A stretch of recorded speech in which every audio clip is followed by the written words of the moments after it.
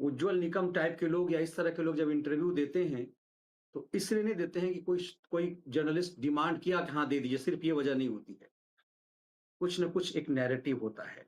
पता नहीं क्यों मुझे नहीं, लग रहा है कि आज उज्ज्वल निकम ने यहाँ शुरू किया है, कई मंच पे कई और अलग-अलग चीज़ों का खुलासा होगा, जिसमें ये पता चलना ज़रूरी है कि ऐसा क्या हुआ कि एकाएक एक मौलाना जो है, पता नहीं क्या नाम है, व्यूअर्स लिख रहे थे, जय संतोषी माँ का दौर बदला और उसके बाद साईं बाबा हर फ़िल्मों में आ गया। चाहे हाँ, वो चाहे वो इनफैक्ट ये भी देखिए, इनफैक्ट आप जब माता वैष्णो देवी के दरबार वाला मामला हो, उसमें भी साईं बाबा को घुसाया जाता था।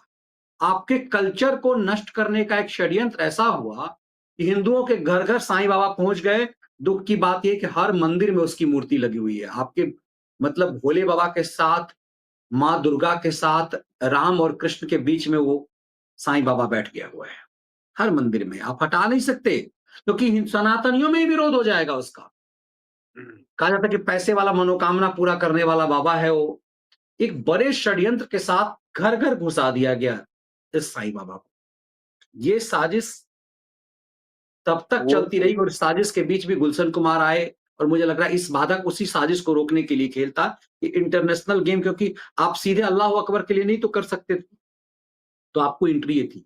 हर फ़िल्मों में वो एक अब्दुल नाम होता था और मैं अब्दुल हूँ और सबकी खबर रखता हूँ। हुँ, एक हुँ। नैरेटिव बनाया जाता कि हर फ़िल्म में, चाहे वो शोले की फ़िल्म हम अभी आएँगे इसमें, वो पूरे गाँव का एक मौलाना था। उसका बेटा मरता है, अज़ान कौन दे देता है जबकि पूरे गाँव में एक ही मियाँ जी था वो। पूरा मतलब उसका बेटा मर गया, नैरेटिव है कि 5 वक़्त का नमाज़ उसका पढ़ना है। वो नमाज़ पढ़े तो वो धार्मिक है। लेकिन आप ज़्यादा पुजेरी हैं तो आपको चंदन टीका, मैं मंदिर में नहीं जाऊँगा माँ।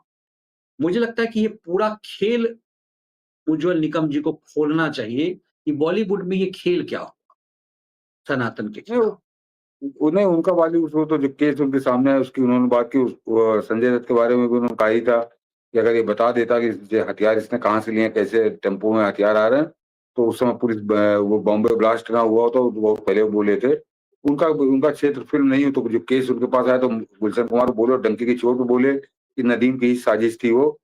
लेकिन आपने जो साईं बाबा वाली बात की तो वास्तव में ये अचानक एकदम से पैदा हुआ ये आदमी और हर फ़िल्म में उसका गाना और बाकायदा वो उसका महिमा मंडन शुरू हो गया। लेकिन इससे बड़ी मनी जी चोट हुई है जिस पे किसी ने ध्यान नहीं दिया। और मैं कहूँगा 90 से पहले की फ़िल्में उठा के देख लीजिए, बाकी धार्मिक फ़िल्मों का तो कैसे सफाया किया है वो धीरज शर्मा जो आईआईएम के प्रोफ़ेसर हैं, उन्होंने तो रिसर्च की है पूरी और बताया कि कैसे 70 से 90 के बीच में कैसे कम हुआ, फिर 80 से 90 के बीच में कैसे कम हुआ और आते-आते अब तो खत्म ही हो गया। तो धार्मिक पहले तो फ़िल्मों से ध भगवान खत्म किए गए, धार्मिक हमारे जो हिंदू धर्म के क उल्लेख था उसको खत्म किया गया, उसका कोई ज़िक्र नहीं पिक्चरों के अंदर। और लेकिन उससे ज़्यादा बड़ी चीज़ कि ये आज भी कहा जाता है कि कृषि प्रधान देश है ये हिंदुस्तान और यहाँ पर ग्रामीण पृष्ठभूमि की फ़िल्में आपने कब देखी थी? मैं दर्शकों से कहूँगा याद करिए। और ऐसा नहीं है कि कोई बड़ा बोरिंग सब्जेक्ट है। हिंदुस्तान में 90 से पहले की अगर आप बात करिए, तो सुपर हिट फ़िल्में हैं जो ग्रामीण पृष्ठभूमि पे बनी हैं।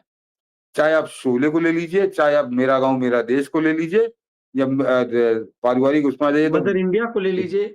गीत गाता है हाँ, मतलब गाँव फ़िल्मों का अभिन्न अंग हुआ करते थे और उस 70% आबादी को इन्होंने बिल्कुल काट दिया। आज की तारीख में गाँव की कोई फ़िल्म और कहते क्या कि लोग देखते नहीं है।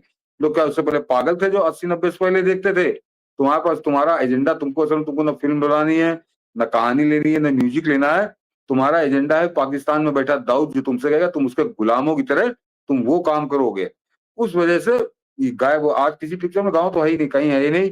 कहीं एक आध कहीं शॉट आ जाए तो आ जाए, अन्यथा पूरी तरह से इन्होंने पहले धर्म गायब किया, उसके बाद गाँव गायब किया और नंगी-नंगी हीरोइनें, नंगी-नंगी उनकी सहेलियाँ, अर्धनग्न नहीं पूर्ण नग्न होके आने लगी। कई फ़िल्मों में पूर्ण नग्न सीन भी आए हैं और कैसे बेडरूम सीन आने शुरू हुए, नहाते हुए सीन आने लगे, तो नग्नता का पूरी तरह समावेश, तो हिंदुस्तान को नष्ट-भ्रष्ट करने की बड़ी स ब ब्रॉडर स्केल पे एक साजिश चल रही है।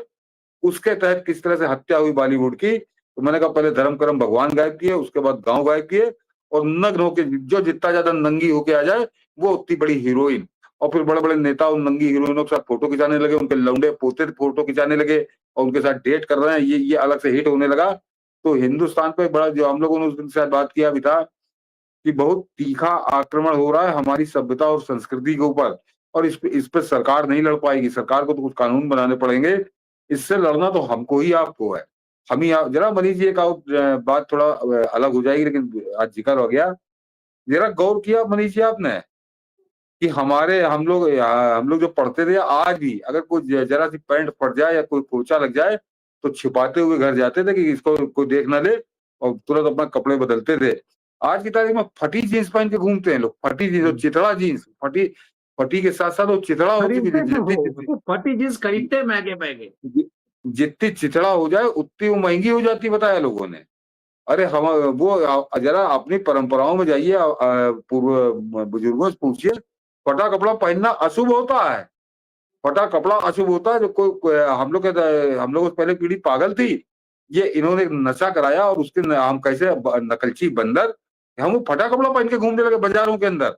एक दिन मैंने देखा वो जो मीठा है करण जौहर, जो फिल्म में बनाता है, वो पैंट के साथ साथ वो कमीज भी बनी थी, फटी पहने था। वो पैंट फटी पहने और कमीज फटी पहने। तो ये फैशन नहीं है, ये पागल लोग नहीं है, ये मैं कह रहा था।